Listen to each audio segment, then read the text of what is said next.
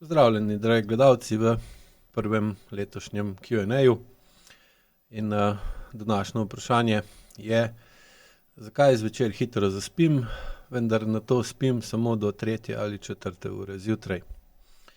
Odgovor je namenjen takrat za takšne primere, ko se to kronično ponavlja. Se pravi, če se vam to zgodi kdaj ali kdaj, so lahko tudi kakšni drugi razlogi z vidika AIQ metode.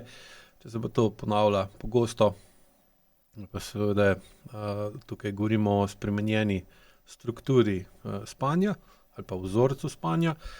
In takoj, ko pride do spremembe strukture, se pravi, ko jo gremo gledati, zakaj bi morali ali pa kakšno korist ima ta sprememba funkcije. In kako ta sprememba strukture vpliva na drugačno funkcijo spanja. In če pogledamo na spanje z vidika funkcije, vidimo, da spanje imamo dva grobo razdeljena dela. Prvi je globoko spanje, to se začne kmalu potem, ko zaspimo in gremo v globok spanec. Drug del sanj, ki je pa za ta današnji odgovor na današnje vprašanje bolj pomemben, je pa REM faza spanja. Prav v REM fazi spanja, to je Rapid Eye Movement faza, pride pa do tega, da se delovanje možganov spremeni v primerjavi z globokim spancem. V globokem spancu se možgani umirjajo, v bistvu pride do valovanja, ki uskladi delovanje živčnega sistema oziroma osrednjega živčnega sistema, ga umiri in lahko rečemo, da ta faza je še najbolj podobna čiščenju ali pa recimo nekem generalnem čiščenju tistega, kar je se nabralo v možganih od zadnjega spanja in selekciji, sortiranju tistega, kar se je nabralo, ali je pomembno ali ni pomembno, ali mora ostati ali ne ostane, ali se odvrže ali ne. Dočim REM faza spanja ima pa drugačno funkcijo. Tukaj gremo v neko tako imenovano polzavest ali pa stanje globoke, ko deluje globoka zavest, ne deluje pa še tista površinska zavest. Predvsem zaradi tega, ker se v REM fazi spanja odklopi jo možgani od telesa, grobo povedano, predvsem površina telesa takrat izgubi stik z površino možganov, se pravi zavestjo. Odklopijo se tudi okončine, roke, noge in zaradi tega v bistvu oseba lahko v sanjah se giba, skače, teče, plava, leti. Pač sanje so omejene v bistvu z domišljijo nekoga in z njegovo preteklostjo. Ob tem pa ta oseba, če bi jo gledali od zunaj, kako spi, je negibna, se ne premika, razen oči. Seveda oči se pa premikajo, zaradi tega se tudi tej fazi spanja reče REM faza. In tukaj leži tudi v bistvu funkcija REM faze spanja in to je, da v bistvu omogoča kreativnost, kreativno reševanje problemov, kreativno videnje dogodkov, ki so se zgodili v preteklosti ali pa se bodo zgodili tudi v prihodnosti zaradi nekih dogodkov iz preteklosti. In ravno v tem je razlog, zakaj se nekdo kronično zbuja med 3. in 4. uro zjutraj in potem več ne more zaspati. Predvsem zaradi tega, da s to spremembo strukture spanja spremeni to funkcijo spanja in to je kreativno funkcijo. Predvsem zaradi tega, ker se v REM fazi spanja telo odklopi od recimo tem zavesti, je vpliv telesa, telesne dejstev na telesni ravni, lahko bi rekli preteklosti, temelja, podlage, na kateri zavest deluje, na delovanje zavesti manjša.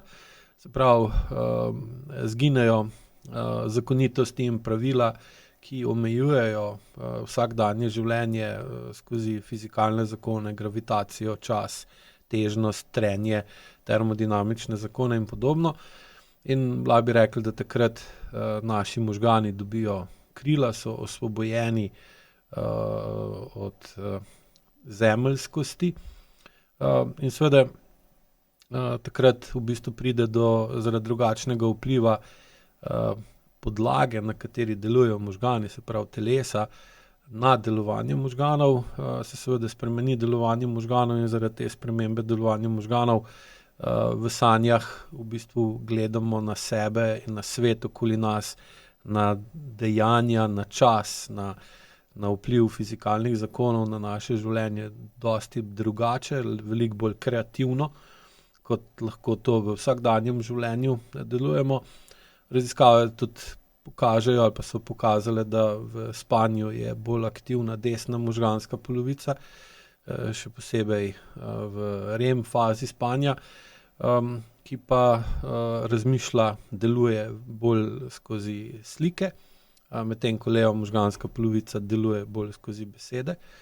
Prav lahko rečemo, da desna deluje bolj vizualno, leva pa bolj verbalno. In če recimo proučujete mislece, matematike, ljudi, ki so rešili zapletene probleme, vedno znova vidite, da večinoma razmišljajo v slikah, ne pa v besedah. In da neko intuitivno rešitev, ki pride nekje iz njihove notranjosti in jo vidijo, šele potem poskušajo opisovati z besedami za tiste, ki tega ne vidijo, se pravi, je ta razlaga šele po tem, ko se njim že nekaj posveti, bi rekli, po naše. In takšno reševanje problemov skozi slike je seveda lahko tudi bistveno bolj kreativno in lahko na ta način dobimo ideje in rešitve za probleme, ki jih drugače z verbalnim načinom skozi besede, skozi razmišljanje in delovanje leve možganske polovice ne moremo rešiti ali se nam pa zdijo nerešljivi. In zato se tudi tako pogosto zgodi, da ko se zbudimo, dobimo idejo, ki se ponavadi izkaže za boljšo od ostalih idej, kar seveda ne pomeni, da je vsaka ideja, ki jo dobimo, ko se zbudimo, dobra in da ji je potrebno slediti, vsekakor je pa vredna razmisleka. In seveda tako funkcijo imajo tudi sanje, ki nam v bistvu pokažejo svet v drugačni luči in zaradi tega je tudi vedno v človeški zgodovini so sanje imele globok pomen, v bistvu dojemali so ljudje, da se skozi sanje pogovarjajo bogovi z njimi. In če gledamo delovanje avtonomnega živčnega sistema, različnih osnovnih vzorcev delovanja avtonomnega živčnega sistema, lahko vidimo dosti podobnosti med mnogoverskimi sistemi, kjer so imeli različne bogove in boginje, božanstva za določena vedenja, določene dele življenja, medtem ko smo potem z razvojem zavesti in zavestnega razmišljanja večinoma prišli na eno na monoteistično verovanje ali pa način verovanja, kjer je en bog prevzel v bistvu celotno življenje. In tudi tukaj lahko vidimo, da ko sanjamo, gremo veliko bolj globoko in v bistvu pogledamo na svet, na sebe, na to, kar se nam je dogajalo v preteklosti, na veliko bolj kreativen način. In v tej fazi spanja se v bistvu razvije podlaga za tako imenovane aha momente. In če oseba ne želi teh aha momentov, če ne želi dojeti ali pa spoznati ali pa pride do določene slutne spoznanja, razumevanja, da so določene stvari v preteklosti bile drugačne, kot si jih je zapomnil ali pa kot si jih predstavlja, je najbolj učinkovit način, da zmanjša to kreativnost in zmanjša količino aha momentov, ta, da pač ne sanja ali pa da sanje zmanjša na minimum, se zgodaj zbudi. In seveda je potem tudi bistveno manj kreativen, bolj je trd, bolj je takšen, da da vztraja v določenem vedenju, čeprav mu lahko vsi ostali dopovedujejo, da tako vedenje ni v redu, da mora to spremeniti, da če ne razume, kam ga to pelje.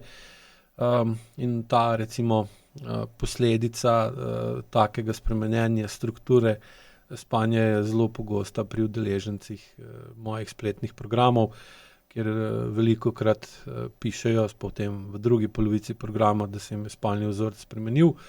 Zaradi tega, ker na programu slišijo toliko različnih novih pogledov na stvari, ki so jim odprej že znane, in skozi vaje v bistvu spreminjajo notranjo strukturo pritiskov, energij, napetosti, ki seveda potem omogočajo, da možgani drugače delujejo in potem, ko zaspijo, bi lahko postali prekreativni, preveč aha momentov bi imeli v prekratkem času, ker pa njihova tako podzavest kot čustvena zrelost ne dovoljujeta. Zaradi tega pride do take korekcije spanja, ki običajno traja nekaj tednov, potem pa se počasi ali zadeve izkristalizirajo, ter oseba dojame, kaj je bilo prezahtevno, pretežko, premočno, da bi dojela, da bi iz telesa to prišlo v glavo, ali pa v bistvu se vrne nazaj v običajno življenje ali pa upočasni razvoj čustvene zrelosti na ta način, da ni potrebno blokirati te faze spanja. Tako, upam, da vam je razlaga v pomoč, da razumete, kaj se dogaja in da lahko precenite, kje vam in kako vam lahko AIQ pristop in metoda pomagata pri izboljševanju svoje prihodnosti. Pa srečno v 2025.